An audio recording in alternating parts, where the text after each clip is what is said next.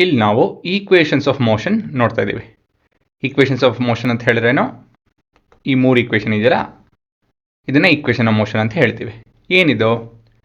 Equation of motion relates velocity, acceleration during motion, the distance covered by it in certain time interval.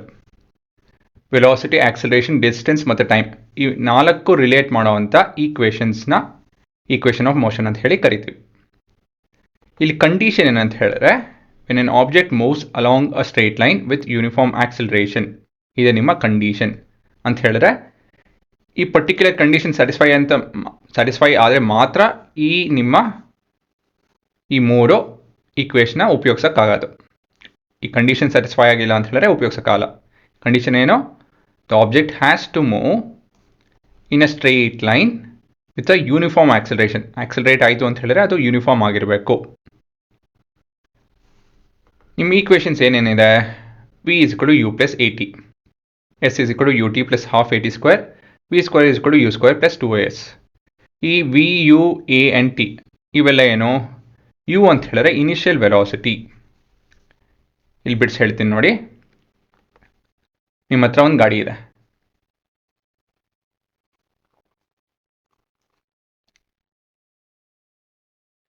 ದೊಡ್ಡದಾಯ್ತಲ್ವಾ ಸ್ವಲ್ಪ?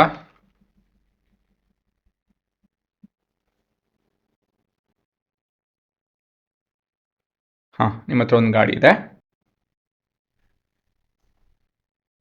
ಗಾಡಿ on ಮಾಡಿ ಒಂದಷ್ಟು ಹೊತ್ತು ಆದಮೇಲೆ t = 0 ಸೆಕೆಂಡ್ಸ್ ಅಂತ ತಗೊಳ್ಳೋಣ. ಇಲ್ಲಿ ಅಟ್ 0 ಸೆಕೆಂಡಲ್ಲಿ ನಮ್ಮ ವೆಲಾಸಿಟಿ ಏನಿರುತ್ತೋ that is known as initial velocity. Initial ಏನಕ್ಕೆ ಅಂತ ಹೇಳಿದ್ರೆ, it is at time 0. It is denoted by u.